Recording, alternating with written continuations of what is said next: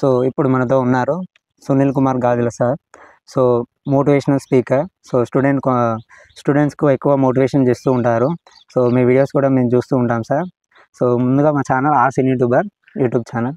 Are Cine YouTuber channel ప్రేక్షకులందరికీ నమస్కారం. నేను మీ సునీల్ కుమార్ గాజుల.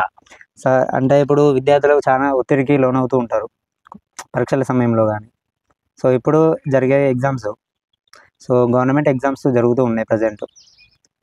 సో వాళ్ళకి ఎటువంటి అంటే ఒత్తిడికి లోను కాకుండా ఏం సలహా ఇస్తారు మీరు, సూచన? రాకేష్ గారు, మీరు అడిగిన ప్రశ్న చాలా బాగుంది వాస్తవానికి. కానీ ఇప్పుడున్న పరిస్థితులలో చూస్తే విద్యార్థులు ఒత్తిడికి లోనవుతున్నారా, విద్యార్థుల తల్లిదండ్రులు ఒత్తిడికి లోనవుతున్నారా అని ఒకసారి ఆలోచించే ప్రయత్నం చేయాలి. వాస్తవానికి విద్యార్థుల కన్నా ముందు ఇప్పుడు మనం చూసుకున్నట్టయితే ఇప్పుడు అకాడమిక్ ఇయర్ ప్రారంభించబడుతుంది కాబట్టి కొత్త స్కూల్లో జాయిన్ చేయాలి, కొత్త కాలేజీలో జాయిన్ చేయాలి, ఉన్న స్కూల్లో నుంచి మార్చేయాలి, ఉన్న కాలేజీలో నుంచి మార్చేయాలి, ఇలా ఇటువంటి డిఫరెంట్ థాట్స్తో ఫస్ట్ ఎక్కడ స్టార్ట్ అవుతుంది ఇదనంటే విద్యార్థులలో కాదు, వారి తల్లిదండ్రులలో ప్రారంభించబడుతుంది. సహజంగా మనం ఏం చేస్తాము అని అంటే ఎక్కడికైనా ప్రయాణం చేద్దాం అనుకున్నాం. ఓకే, ఎక్కడికైనా ప్రయాణం చేద్దాం అనుకోగానే ఫస్ట్ ఏం చేద్దాం, ప్రయాణం కావాలని మనకు గుర్తొచ్చేది ఏంది? కామన్ పీపుల్ కంటే బస్సు గుర్తొస్తుంది. బస్సులో మనం ఏం చేస్తాం, బస్సు ఎక్కగానే అంటే బస్సులో సీట్ కోసం వెతుకులాడుతూ ఉంటాం. ఆ సీట్ కంఫర్ట్గా ఉండాలని చూసుకుంటూ ఉంటాం. ముందుకెళ్తే బాగుండదు, మరీ వెనక్కి వెళ్తే ఎత్తేస్తుంది, చాలా ఇబ్బంది అనిపిస్తుంది అనుకుంటాం.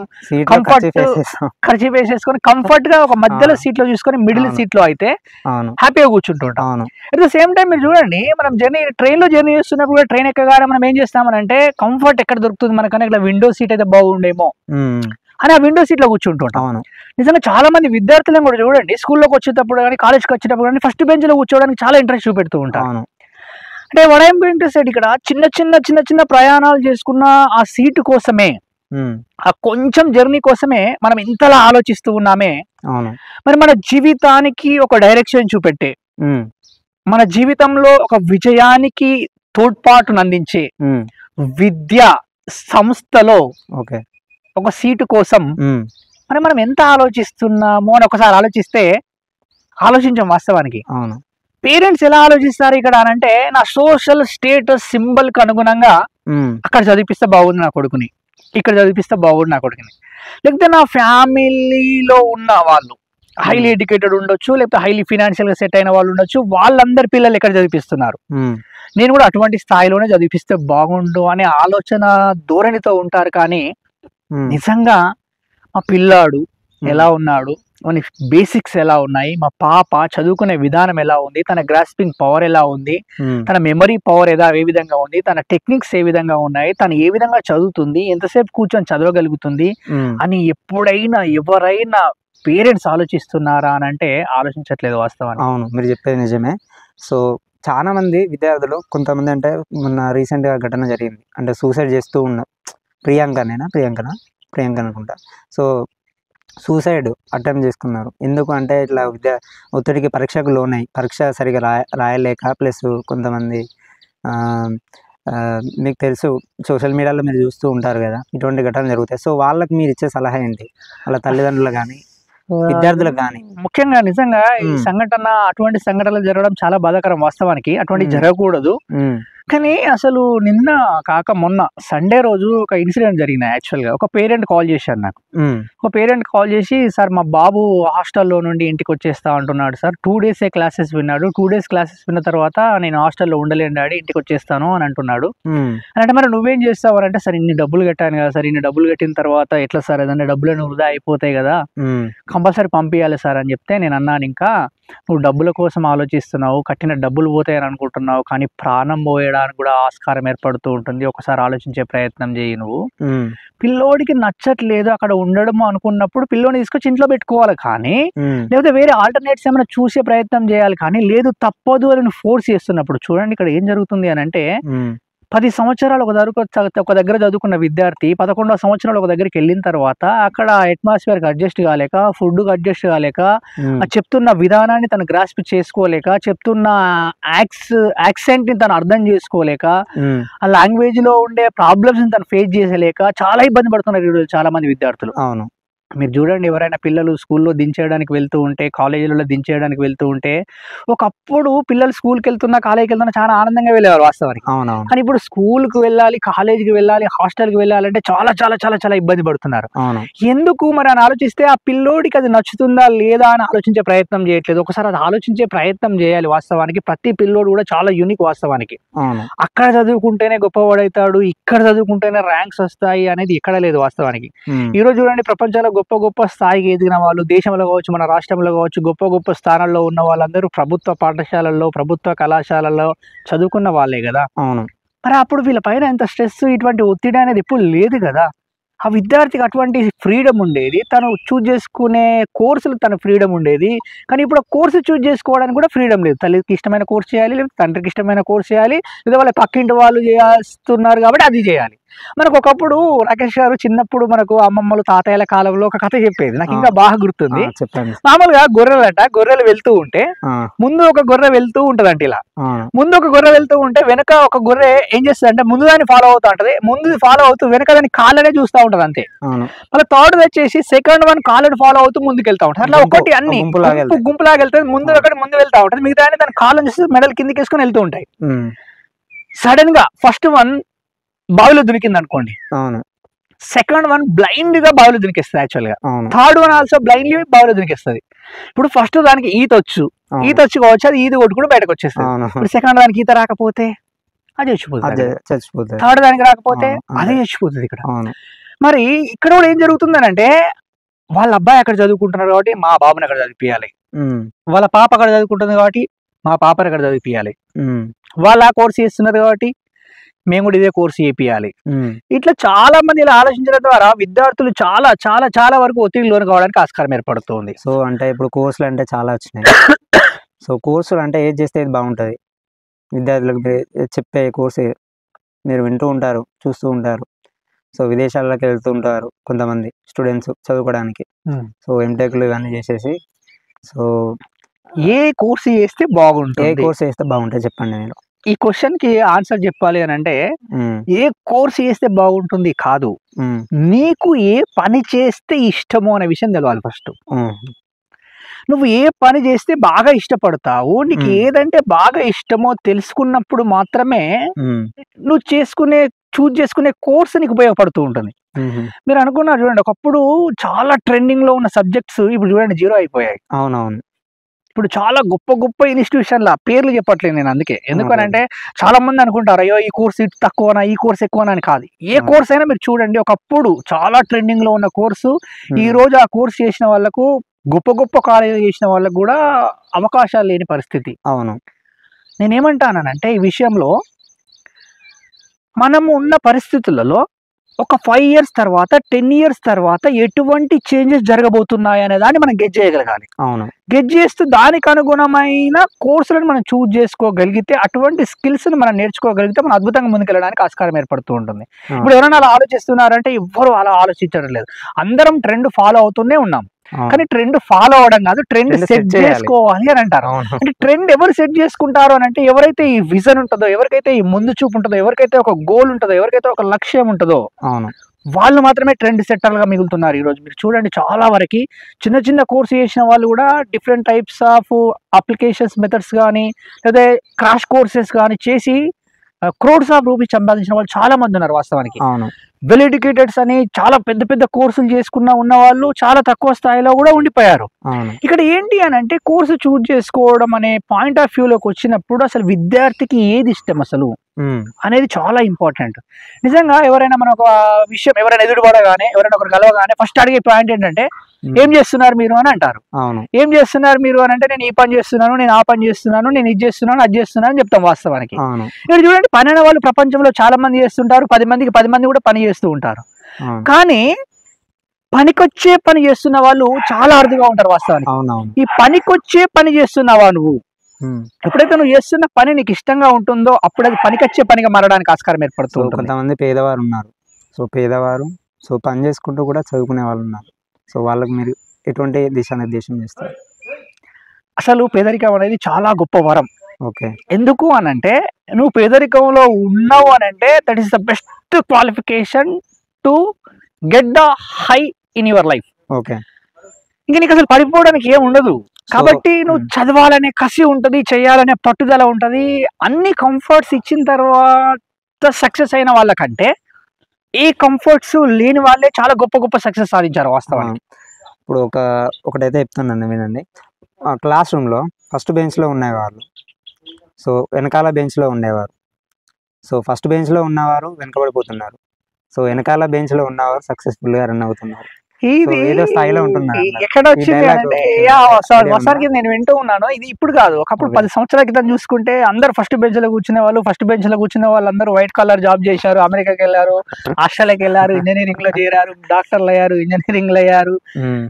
కానీ అదే లాస్ట్ బెంచ్ లో అప్పుడు కూర్చున్న వాళ్ళందరూ ఇప్పుడు ట్రెండ్ సెటర్ గా ఉన్నారు అని కూడా చెప్తున్నారు. అవును. ఇది ఏంటి ఫస్ట్ బెంచ్ లాస్ట్ బెంచ్ అనేది కాదు పాయింట్ ఇక్కడ. నువ్వు లాస్ట్ బెంచ్ లో కూర్చున్నా కానీ ఫోకస్ చేసేది బ్లాక్ బోర్డ్ పైన. అవును. ఫస్ట్ బెంచ్ లో స్టూడెంట్స్ కొంతమందికి లాస్ట్ బెంచ్ లో ఉండడానికి ఇష్టపడుతూ ఉంటారు. అంటే దీన్ని ఏమంటారు, లాస్ట్ బెంచ్ కి ఫస్ట్ బెంచ్ కి ఉన్న సంబంధం ఏంటి? అసలు డిఫరెన్స్ అనేది ఏముండదు. ఎందుకంటే అదైనా బెంచ్, ఇదైనా బెంచ్, అదైనా క్లాస్ రూమ్, ఇదైనా క్లాస్ రూమ్. అక్కడ చెప్పేది టీచర్, ఇక్కడ బాగా వినేదందరూ స్టూడెంట్స్.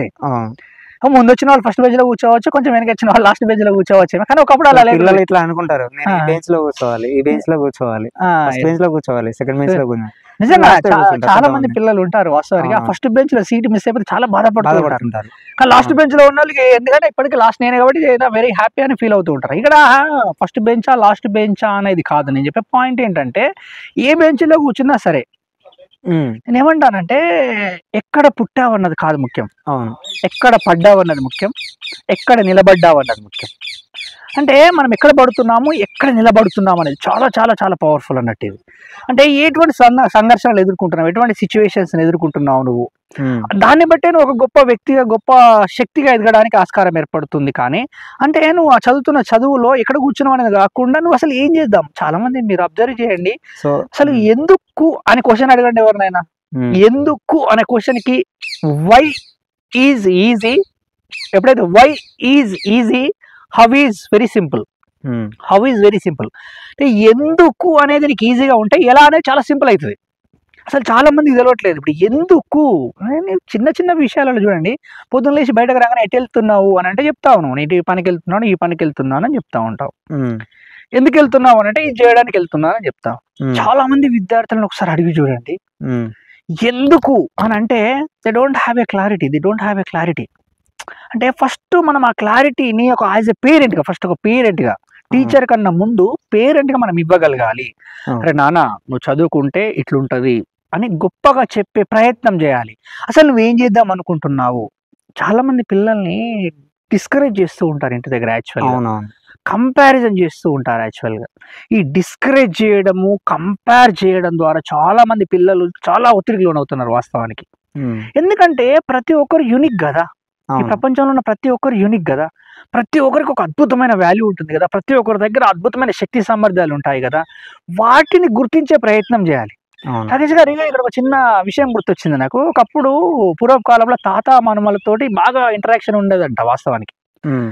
అయితే ఒక మన్మడు అడిగాడంట తాతని, తాత వాట్ ఈజ్ మై వాల్యూ, అసలు నా విలువ ఏంటి, అసలు నా స్థాయి ఏంటి అని అడిగాడంట.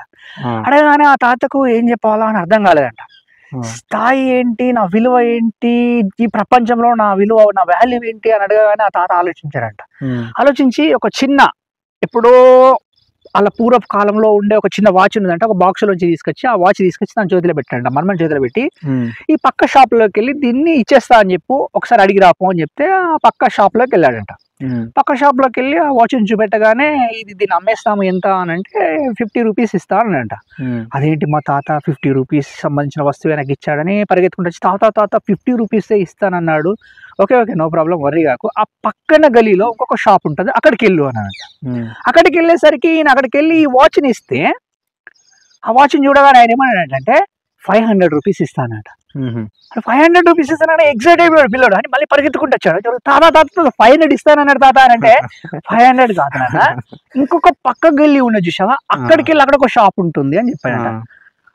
ఎక్సైట్మెంట్ తోటి, ఉత్సాహంతో అక్కడికి వెళ్ళండి. అక్కడికి వెళ్ళి ఆ వాచ్ చూపెట్టగానే ఆ వాచ్ని చూసి ఇది చాలా విలువైనది, 5000 రూపీస్ ఇస్తా ఇవ్వు అన్నట. 5000 అనగా ఆ పిల్లోడికి అసలు ఇక్కడ లేని ఆనందం వచ్చేసిందట. కానీ ఇవ్వకూడదు కదా, మళ్ళీ పరిగెత్తుకుంటే తాత దగ్గరకు వచ్చేసాడట. తాత దగ్గరకు వచ్చి తాత తాత తాత తాత ఎంత ఎక్సైట్మెంట్, తాత తాత 5000 ఇస్తాడు తాత. 5000 అన్నాడా. ఇది కాదు కానీ పక్క ఊరిలో ఒక ఆఫీస్ ఉంది, ఆఫీస్ దగ్గరికి దీన్ని తీసుకొని వెళ్ళు అని చెప్పాడంట. సరే అని ఆ పిల్లోడు ఆ పక్క ఊరిలో ఉన్న ఒక ఆఫీస్ దగ్గరికి తీసుకొని వెళ్ళాడంట. ఆ ఆఫీస్ దగ్గర వాచ్మెన్ ఆపేస్తున్నాడు, ఆ పిల్లోని లోపల రానియట్లేదు. ఆ లోపల నుంచి ఉన్న ఆఫీసర్ చూశాడంట, సైంటిస్టో సంథింగ్ ఆఫీసర్ చూసి ఎవరు ఏంటి అని అంటే, సరే ఒక బాబు ఏదో తీసుకొచ్చాడు సార్ అంటే పంపించండి లోపలికి అని చెప్పేసరికి పంపించాడంట. పంపించి లోపలికి వెళ్ళిన తర్వాత, సార్ నా దగ్గర ఇది ఉంది, విష్ టు సెల్ ఇట్, నేను దీన్ని నమ్మాలనుకుంటున్నాను అని అంటే, ఇది చూసి అసలు అతను చాలా ఎగ్జైట్ అయిపోయి చాలా ఆశ్చర్యపోతున్నాడు అసలు దాన్ని చూసి. అసలు ఇది ఎక్కడ దొరికింది నీకు అని అంటే, మా తాత ఇచ్చాడు నాకు అని అంటే, ఇది చాలా అరుదైనది, చాలా విలువైనది, it's cost is some crores of rupees ఉంటుంది దీనికి అని చెప్పాడట. కొన్ని కోట్ల రూపాయల విలువ ఉంటుంది దీనికి అని చెప్పగానే ఆ పిల్లోడికి అర్థం కాక ఎక్సైట్మెంట్ తోటి పరిగెత్తుకుంటూ తాత దగ్గరికి వచ్చేసాడంట. ఏంటి తాత, ఒకటే వస్తువు వివిధ షాపులలో వివిధ రకాలుగా తెలియజేస్తున్నారు అని అంటే, పక్కన ఉన్న షాప్ అతనికి దాని వాల్యూ తెలియదు, ఇంకొక అతను దాని వాల్యూ కొంతే అంచనా వేయగలిగాడు, ఇంకొక అతను ఇంకా కొంచెం అనేది. ఎప్పుడైతే తన వాల్యూ ఎంత అనేది అని అంటే, when you can change the place your worth is changed. నువ్వు చాలా గొప్పవాడి కావచ్చు, చాలా మంచివాడి కావచ్చు, కానీ మామూలు ప్రదేశంలో ఉన్నప్పుడు మామూలుగానే ఉండిపోతావు. అదే ఒక గొప్ప ప్రదేశంలో ఉన్నప్పుడు గొప్పగా ఉండడానికి ఆస్కారం ఏర్పడుతుంది. మామూలు వ్యక్తితో ఉన్నప్పుడు నువ్వు మామూలుగానే ఉండిపోతావు. ఒక గొప్ప వ్యక్తితో సహవాసం చేస్తే నువ్వు గొప్పగా ఎదగడానికి ఆస్కారం ఏర్పడుతూ ఉంటుంది. ఎవరో నిన్ను విమర్శించారని, ఎవరో నిన్ను పనికిరాని వాడు అన్నారని చాలా మంది ఈ రోజు డిక్రేజ్ చేయడం ద్వారా కానీ, ఈ కంపేర్ చేయడం ద్వారా కానీ అక్కడే ఆగిపోతున్నారు. వాస్తవానికి ఆ పిల్లలు యూనిక్ ఎందుకు అని అంటే, వాళ్ళలో హిడెన్ టాలెంట్స్, చాలా అద్భుతమైన టాలెంట్స్ ఉంటాయి. సో చాలా వరకు కొంతమంది పిల్లలు ఉంటారు, సో కొంతమంది ప్యాషన్ ఎక్కువగా ఉంటుంది. సో ప్యాషన్ను తల్లిదండ్రులు అంటే పట్టించుకోవడం లేదు, దానికి మీరేం చెప్తారు? ప్యాషన్ అంటే ఇప్పుడున్న ట్రెండ్లో కావచ్చు, నువ్వు అన్నట్టు ఓల్డ్లో అయినా ప్యాషన్ అనేది చాలా మంది దూరం అవుతున్నారు. ప్యాషన్కి దూరం అవుతున్నారు, కానీ ప్యాషన్లోకి వెళ్ళి ప్రాణాలు పోగొట్టుకున్న వాళ్ళు కూడా చాలా మంది ఉన్నారు. యాక్చువల్గా ప్యాషన్ అంటే ఎలా ఉండాలి అని అంటే, నువ్వు చేస్తున్న పని నీకు నచ్చడంతో పాటు. ఎవరినైనా అడిగాని స్టార్టింగ్ అంటే ఏదైనా అడిగేది ఫస్ట్ నేను ఎవరినైనా అడిగితే ప్యాషన్ ఏంటి అని అడుగుతాను. సో అది నా మొదటి క్వశ్చన్. సో దాని గురించి మీరు ఏం చెప్తారు ప్యాషన్ గురించి? ఇక్కడ ప్యాషన్ అంటే నేనేమంటున్నాను అని అంటే, చాలా మంది ప్యాషన్ అనగానే నాకు ఇష్టం వచ్చినట్టు నేను చేయడము, నాకు ఇష్టం వచ్చినట్టు నేను ఉండడము అని అనుకుంటాం. వాస్తవానికి అది కాదు కదా ప్యాషన్ అంటే. If you are in Rome, do as a Roman. Okay, it means నువ్వు రోమ్లో ఉన్నప్పుడు రోమన్ లాగానే ప్రవర్తించాలి, ఇండియాలో ఉంటే ఇండియన్ లాగానే ప్రవర్తించాలి, ఇంట్లో ఉంటే ఇంట్లో వాళ్ళ లాగానే ప్రవర్తించాలి, కాలేజ్కి వస్తే కాలేజ్ స్టూడెంట్ లాగానే ప్రవర్తించాలి, మార్కెట్కి వెళ్తే మార్కెట్లో ఒక కస్టమర్ లాగానే బిహేవ్ చేయాలి. అంతేగాని నేను బయట నుంచి పెద్ద ఆఫీసర్ అని అనుకోవడానికి లేదు కదా.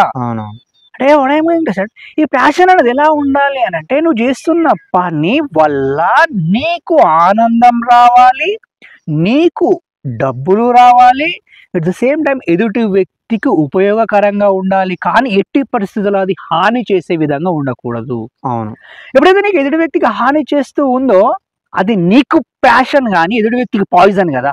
అవునవును, మరి ఎదుటి వ్యక్తికి పాయిజన్ అయినప్పుడు అది నీ ప్యాషన్ ద్వారా నువ్వు ఒక్కడివే ఆనందపడితే బాగుండదు కదా. సమాజంలో ఉన్నప్పుడు అందరితో కలిసిపోయే విధంగా ఉండాలి, ప్యాషన్ ఉండాలి, తప్పనను. కానీ ఆ ప్యాషన్ ఎప్పుడు కూడా పాయిజన్లా శృతి మించకూడదు.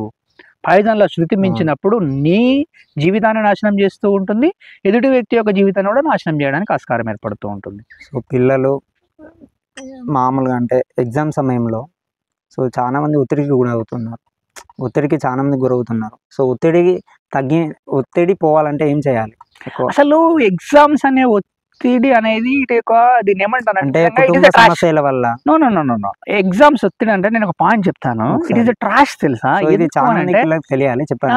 ఎందుకు అని అంటే, నాకు అర్థం కాని విషయం ఏంటి అని అంటే, నువ్వు ఫస్ట్ క్లాసులో చేరినప్పుడు యూనిట్ టెస్ట్ రాశావు, స్లిప్ టెస్ట్ రాశావు, హాఫ్ ఇయర్లీ రాశావు, క్వార్టర్లీ రాశావు, ఫ్రీ ఫైనల్ కూడా రాశావు. ఇవన్నీ క్వశ్చన్ ఆన్సర్స్ నీకు వచ్చి ఆల్రెడీ. ఇవే క్వశ్చన్లు యాన్యువల్ లో వస్తాయి కదా. మరి అటువంటి నీ భయం ఎందుకు నాకు అర్థం కావట్లేదు. ఇదేంటంటే ఆటోమేటిక్ గా మనం అంతే మాటల ద్వారా క్రియేట్ అయింది. యాక్చువల్ గా ఈ పరీక్షలు అంటే భయం అనేది ఎక్కడి నుంచి క్రియేట్ అయింది అని అంటే, సరే పిల్లోడు కాన్ఫిడెంట్ గానే ఉంటాడు, కానీ పక్కన వాళ్ళు భయపెట్టిస్తూ ఉంటారు. అవునవును. పేరెంట్స్ అంటా ఉంటారు, ఏ ఎగ్జామ్స్ ఉన్నాయి చదువుకో, ఎగ్జామ్స్ చదువుకో, ఎగ్జామ్స్ చదువుకో. మళ్ళీ ఎగ్జామ్స్ కోసం స్పెషల్ గా చదవాల్సిన అవసరం లేదు కదా, ఆల్రెడీ చదివిందే ఎగ్జామ్ లో రాస్తాం కదా. ఆల్రెడీ చదివిన దాన్ని చదువు అని ఆల్రెడీ చదువుకొని ఉన్నాం మనం, చదువుకొని ఉన్నదాన్ని ఎగ్జామ్ లో రాస్తావు. నువ్వు ఆల్రెడీ చదువుకొని ఉన్నావు, చదువుకున్నదాన్ని మళ్ళీ చదువుకో అని చెప్పాలి, అవును మళ్ళీ రివిజన్ చేసుకో అని చెప్పాలి. కొంచెం కాన్ఫిడెన్స్ గా చెప్పాలి, వాళ్ళకు ధైర్యం చెప్పే ప్రయత్నం చేయాలి. కానీ పరీక్షలు అంటే భయం, పరీక్షలు అంటే భయం, పరీక్షలు అంటే భయము అని ఆటోమేటిక్గా మాటల ద్వారా భయాన్ని పెంచే ప్రయత్నం చేస్తాం. పరీక్షలు అంటే భయం ఉండదు. ఎందుకు ఉండదు విద్యార్థికి అని అంటే, విద్యార్థికి ప్రతి టెక్స్ట్ బుక్ లో ఉన్న ప్రతి టాపిక్ లో నుండి ప్రతి క్వశ్చన్ కి ఆన్సర్ తెలుసు. ఆన్సర్స్ అన్ని ఆల్రెడీ తను స్లిప్ టెస్ట్లలో కానీ, స్కూల్లో కానీ, కాలేజీలో కానీ అన్ని టెస్ట్లలో రాసి ఉన్నాడు. జస్ట్ అక్కడికి వెళ్ళి మళ్ళీ ఒకసారి రాసి రావడమే తప్పించి అది అంతకు మించి మరేది కాదు. పరీక్షలు అంటే ఎప్పుడు భయపడకూడదు. ఏదైతే కొంతమంది అంటే ఇప్పుడు చాలా మంది స్టూడెంట్స్ ఉన్నారు, సో ఫెయిల్ అవుతారు. సో ఫెయిల్ అయితే ఏదో ఫీలింగ్ కలుగుతుంది. సో దానికి మీరేం చెప్తారు? ఫెయిల్ అయితే నేను మొత్తానికి ఫెయిల్ అయిపోయాను జీవితంలో, పనికిరాను. అసలు ఫెయిల్ అనే వర్డ్ చూసావా రాకేష్? ఎప్పుడైనా FAIL ఫెయిల్ అంటే నేనేమంటానంటే first attempt in learning. Fail అంటే ఏమంటారంటే ఫస్ట్ అటెంప్ట్ ఇన్ లెర్నింగ్, నేర్చుకోవడంలో ఫస్ట్ అటెంప్ట్. అది ఇంకా చాలా అటెంప్ట్స్ ఉన్నాయి కదా. అరే నీకు అర్థం కాని విషయం చెప్తారు రాకేష్, పాస్ అయిన వాళ్ళు చేసింది ఏముంది, ఫెయిల్ అయిన వాళ్ళు ఆగిపోయింది ఏముంది. పాస్ కాగానే అయిపోయింది. ఒక్క ఎగ్జామ్ ఫెయిల్ అయితే ఏమైతుంది నాకు అర్థం కాదు. ఇప్పుడు పాస్ అయిన తర్వాత ఏంది ఉద్యోగం వచ్చిన తర్వాత ఏంది పెళ్లి అయిన తర్వాత ఏంది పిల్లలు అయిన తర్వాత ఏంది వాళ్ళ చదువులు, అదైన తర్వాత ఏంది మళ్ళీ వాళ్ళ పిల్లలు. అక్కడ ఒక పాస్ కాగానే అయిపోయిందా లైఫ్ అనేది? ఒక ఉద్యోగం రాగానే అయిపోయిందా లైఫ్ అనేది? మరి ఫెయిల్ కాగానే ఆగిపోయిందా లైఫ్ అనేది? అది ఆగిపోలేదు. It is a part of learning, it is a part of journey. ఆ జర్నీలో కొంచెం గ్యాప్ వచ్చింది అంతే, కొంచెం బ్రేక్ వచ్చింది అంతే. చాలా మంది ఇట్లా రాగానే ఏమనుకుంటారంటే, ఇటువంటి సమస్యలు రాగానే ఏమంటారు అంటే నా లైఫ్ ఎండింగ్ అయిపోయింది అని అనుకుంటా ఉంటారు. అది లైఫ్ ఎండింగ్ కాదు, అది జస్ట్ పెండింగ్ మాత్రమే. తర్వాత మళ్ళీ ముందుకు వెళ్ళడానికి ఆస్కారం ఏర్పడుతుంది కదా. అలా ఆలోచించే ప్రయత్నం చేయాలి. ఇప్పుడు లైఫ్ లో ఇప్పుడు మామూలుగా మనం ఇది సాధించలేము అనుకుంటాం సపోజ్. సో నేను ఇది సాధించలేదు, సో కలెక్టర్ కాలేదు, సో నేను గవర్నమెంట్ జాబ్ ఏది రాలేదు, టీచర్ జాబ్ రాలేదు, సో ఇది రాలేదు, అది రాలేదు, చాలా దిగులు చెందుతూ ఉంటారు కొంతమంది విద్యార్థులు. సో వాళ్ళకి మీరేం చేస్తారు అంటే లైఫ్ను సాధించాలి. ఫస్ట్ లైఫ్ అనేది చాలా ఇంపార్టెంట్ కదా, లైఫ్ జీవితంలో సాధించాలి. సో పరీక్షలు ఇంపార్టెంటే, సో అది చదువులో మాత్రమే ఇంపార్టెంట్. సో జీవితాన్ని సాధించాలి అని హితబోధ చేసే వాళ్ళు ఉంటారు చాలామంది. సో లైఫ్ గురించి మీరేం చెప్తారు? LIFE life, what is the life? जो हुआ अच्छा हुआ, जो हो रहा है अच्छा हो रहा है, जो होगा अच्छा होगा. జరిగిపోయినా జరుగుతున్నా ఏదైనా సరే, ఎప్పుడైనా సరే జరిగిపోయిన దాని గురించి ఆలోచిస్తూ, జరగబోతున్న దాని గురించి ఆలోచిస్తూ, జరుగుతున్న క్షణాలను వృధా చేయకుండా ఉండడం నేర్చుకోగలగాలి. కానీ ఇది చాలా కష్టం, చాలా అంటే చాలా కష్టం. కానీ చాలా సింపుల్ కూడా, చేయడం కూడా చాలా సింపుల్, చేయొచ్చు కూడా వాస్తవానికి. ఎప్పుడైతే నువ్వు జరిగిపోయిన దాన్ని వదిలిపెట్టి జరగబోతున్న దాని గురించి భయపడకుండా జరుగుతున్న క్షణంలోని చేస్తున్న పని పైన ఫోకస్ పెట్టగలిగితే నువ్వు ఎటువంటి బాధ అనేది ఉండదు. యాక్చువల్గా అది అసలు ఏది శాశ్వతం కాదు అనే విషయం మనందరికి తెలుసు. అయినా సరే ఎందుకు అది లాగేస్తూ ఉంటుంది. ఎప్పుడైతే అది ఎంతసేపు లాగుతూ ఉంటుందో మనం ముందుకెళ్ళలేము. కానీ కొన్ని సార్లు అదే మనకు ఒక పాజిటివ్ వైబ్రేషన్స్ ఇస్తూ ఉంటాయి. బాణం చూడండి ఎంత గట్టిగా లాగుతూ అంత ముందుకెళ్తూ ఉంటుంది. ఇటువంటి ఫెయిల్యూర్స్ వస్తే, అటువంటి ఫెయిల్యూర్స్ వచ్చినప్పుడు మనం ఏమనుకోవాలంటే ఇంకా గొప్ప స్థాయికి వెళ్తాను, ఇంకా గొప్ప స్థాయికి వెళ్తాను, ఇక్కడికి కాదు నా స్థాయి, ఇంకా గొప్ప స్థాయికి వెళ్ళడానికి ఆస్కారం ఉందనే పాజిటివ్ వైబ్స్ మనం చాలా మంది విద్యార్థులు, చాలా మంది స్టూడెంట్స్ సో ఎన్నిసార్లు ట్రై చేసినా కూడా అసలు జాబులు రావట్లేదు. సో అది దేనికి అసలు ఏంటి కారణం? దానికి జాబు రావట్లేదు అనేది పక్కన పెడదాం. జాబు అని అంటే ఫస్ట్ పాయింట్ ఏంటంటే జాబ్ చేయడమే ఒకటి లక్ష్యం మా జీవితంలో. అసలు ఇంతమంది ఉన్నారు జాబ్ చేస్తున్న వాళ్ళు, ఒకసారి ఆలోచించే ప్రయత్నం చేయి. ఇంకొక విషయం చెప్తాను, జాబ్ చేస్తున్న వాళ్ళు ఎంతమంది హ్యాపీగా ఉన్నారు ఒకసారి ఆలోచించే ప్రయత్నం చేయి. ఎప్పుడైనా కానీ మనకి ఏమనిపిస్తుంది అంటే మన దగ్గర లేనిది మన దగ్గర ఉంటే బాగుండు అనిపిస్తుంది, కానీ అది మన దగ్గరకు వచ్చిన తర్వాత ఇంకేదో కావాలనిపిస్తూ ఉంటుంది. కానీ నేనేమంటానంటే నిజంగా చదువుకునే వయసులోనే మనం ఆలోచించినప్పుడు జాబ్ చేయడం అనేది ఒక మైండ్ సెట్ ఫిక్స్ అయిపోయింది యాక్చువల్గా మనకు. జాబ్ చేయడం అనే మైండ్ సెట్ నుంచి నేనే జాబ్ ఇవ్వాలి అనే మైండ్ సెట్ కి మారాలి యాక్చువల్గా. ఎంటర్‌ప్రెన్యూర్‌షిప్ అంటారు దీన్ని. అవునవును. ఇప్పుడు ప్రెజెంట్ ఉన్న సిచ్యువేషన్స్ లో అట్లనే ఆలోచించే ప్రయత్నం చేయాలి. మీరు చాలా మందిని చూడండి, చదువుతున్న క్రమంలో ఒక నలుగురు స్టూడెంట్స్ కలిసి, డిగ్రీ స్టూడెంట్స్ కావచ్చు, పీజీ స్టూడెంట్స్ కావచ్చు, లేకపోతే బీటెక్ స్టూడెంట్స్ కావచ్చు, వాళ్ళందరూ నలుగురు కలిసి వాళ్ళ థాట్ ప్రాసెస్ చేంజ్ చేసుకుని, వాళ్ళ థాట్ ప్రాసెస్ ఎక్స్చేంజ్ చేసుకుని ఒక కంపెనీ తోటి, ఒక కొత్త స్టార్ట్అప్ తోటి ముందుకు వచ్చి ఈరోజు చాలా ట్రెండింగ్ లో ఉన్నారు యాక్చువల్గా వాళ్ళందరూ. చాలా మందిని చూడండి, నేను నిన్న కూడా ఇక్కడ చూశాను. నేను సాఫ్ట్వేర్ ఉద్యోగాన్ని వదిలి టైలరింగ్ లోకి రావడానికి కారణం ఏంటి అని అంటే, నాకంటూ ఒక ప్రశాంతమైన టైం దొరుకుతుంది, నాకంటూ వర్కింగ్ అవర్స్ వేరే ఉంటాయి, నేను ఒక 10 మందికి ఉద్యోగ అవకాశాలను కల్పిస్తాను. అవును. అది టైలరింగ్ అనే కాకుండా వివిధ సెక్టార్స్లలో చూడండి మీరు, ఎందులోనే సరే అటువంటి అద్భుతమైన స్టార్ట్అప్స్ తోటి, ఫుడ్ బిజినెస్ కావచ్చు, లేకపోతే ఇంకా అసలు మనిషికి అవసరాలకు అనుగుణంగా మనిషి యొక్క అవసరాలను తీర్చే ఏ పని చేసినా కానీ దాంట్లో క్వాలిటీ క్వాంటిటీ పర్ఫెక్ట్గా మెయింటైన్ చేయగలిగితే అద్భుతంగా ముందుకు జీరో బడ్జెట్ ఇన్వెస్ట్మెంట్ తోటి. ఒకవేళ నీ ఆలోచన విధానం ఎవరికైనా నచ్చింది అనుకోండి, వాళ్ళే మీకు ఫినాన్షియల్ సపోర్ట్ చేయడానికి కూడా స్కోప్ ఏర్పడుతుంది. సాఫ్ట్వేర్ జాబ్ అని అంటారు, హార్డ్వేర్ జాబ్ అని అంటారు. సో సాఫ్ట్వేర్ బెటర్ అంటారా, హార్డ్వేర్ బెటర్ అంటారా, చెప్పండి.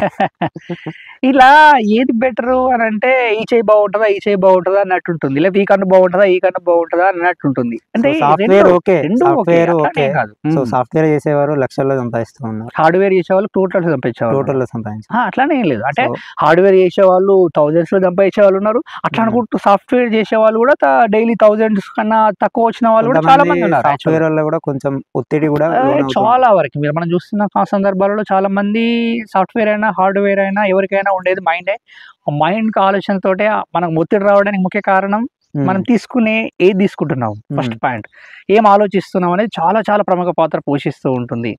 ఒకప్పుడు ఒత్తిడి లేదు, ఎందుకు లేదు అని అంటే ఒకప్పుడు ఈ కంపారిజన్ అనేది లేదు, ఒకప్పుడు అంత స్పీడ్ అనేది లేదు. ఇప్పుడు ఏంటంటే అంత స్పీడ్, అంత జట్టిగా, ఇప్పుడు కావాలంతే, ఇప్పుడు కనబడ్డది ఇప్పుడు కొనేసేయాలి, ఇప్పుడు ఇది కనబడ్డది ఇక్కడ తినేసేయాలి, ఇది చూసినా ఇది నాకు కావాలి, ఇప్పుడే అయిపోవాలంతే, క్షణికం. ఇలా క్షణికావేశాలలో చాలా మంది ఒత్తిడికి లోనవుతున్నారు యాక్చువల్ గా. ఒకప్పుడు ఎలా ఉండానంటే అన్ని విషయాలు షేర్ చేసుకునే వాళ్ళం, రాకేష్ చెట్ల కింద కూర్చొని లేకపోతే ఎక్కడో ప్రశాంతమైన వాతావరణంలో కూర్చొని షేర్ చేసుకునే వాళ్ళం ఏ విషయాలైనా కానీ. ఇప్పుడు ఇటువంటి వాతావరణంలో కూర్చొని షేర్ చేసుకునే కాదు, రాత్రి అయిన తర్వాత లైట్లు వేసిన తర్వాత షేర్ చేసుకునే పరిస్థితి వచ్చింది. అక్కడ చాలా మంది చాలా ఇబ్బంది పడుతున్నారు. ఒకవేళ చెప్పుకుందామన్నా చెప్తే చాలా ఇబ్బంది అవుతుంది. ఇప్పుడు ఎవరితో చెప్పుకోవాలన్నా చెప్తే ప్రాబ్లం తగ్గాలన్నా పెరిగే అవకాశం ఏర్పడుతుంది. కాబట్టి ఇటువంటి విషయాలు కాకుండా, సో లాస్ట్గా మీరు సక్సెస్ కి ఫెయిల్యూర్ కి ఉన్న సంబంధం ఏంటి చెప్పండి లాస్ట్. ఫెయిల్యూర్ అనేది ఉండదు యాక్చువల్ గా. Okay, success is not ending, okay, failure is also not ending. మనం ఇంతకుముందు అనుకున్నాం కదా, నువ్వు ఏదైనా ఒక దాంట్లో సక్సెస్ సాధించమంటే, రాకేష్ గారు మీకు ఒక అద్భుతమైన విషయం చెప్తాను. నీకు ఈ క్షణంలో బాగా ఆనందం కలిగించిన విషయం మరొక క్షణం తర్వాత అంతే ఆనందాన్ని కలిగిస్తుందా? కలిగించదు. నీకు ఈ క్షణంలో బాగా బాధ కలిగించిన ఒక విషయం మరొక క్షణం తర్వాత అంతే బాధను కలిగిస్తూ ఉందా? ఆనందము మారిపోతూ ఉంటుంది, బాధ మారిపోతుంది. అదేవిధంగా ప్రతి క్షణం మారుతూ ఉంటుంది, ప్రతి నిమిషం, ప్రతి గంట, ప్రతి రోజు, ప్రతి వారం, ప్రతి నెల, ప్రతి సంవత్సరం అన్ని మారుతూనే ఉంటాయి. ఎన్ని మారినా ఏది మారకపోయినా నువ్వు మారనంత వరకు నీ జీవితము మారదు, నీ ఆలోచన మారనంత వరకు నీ బ్రతుకు మారదు. కానీ మారాల్సింది మనమే. సక్సెస్ వచ్చినంత మాత్రం అది అట్లే ఉంటుందా? ఆగిపోతుంది. మళ్ళీ నెక్స్ట్ ఫెయిల్యూర్ మళ్ళీ వచ్చేస్తుంది. ఫెయిల్యూర్ వచ్చినంత మాత్రం అక్కడే ఆగిపోతామా? మళ్ళీ ప్రతిదీ మారుతూనే ఉంటుంది. Success failures are part of the journey. అనుకున్న వాళ్ళు ఈరోజు గొప్ప స్థాయిలో ఉన్నారు. సక్సెస్ వచ్చిందని విర్రవీగిన వాళ్ళు, పడిపోయిన వాళ్ళు ఉన్నారు. ఫెయిల్యూర్ వచ్చిందని కుంగిపోకుండా ఉన్న వాళ్ళు, చాలా అద్భుతమైన సక్సెస్ సాధించిన వాళ్ళు కూడా ఉన్నారు. కాబట్టి ఈ విషయాలను తెలుసుకొని ముందుకెళ్లే ప్రయత్నం చేస్తారని మనస్ఫూర్తిగా కోరుకుంటున్నాను. మరొకసారి ఆర్ సినీ ట్యూబర్ ప్రేక్షకులందరికీ ప్రత్యేక ధన్యవాదాలు తెలియజేస్తున్నాను. Thank you sir. ఓకే, నమస్కారం.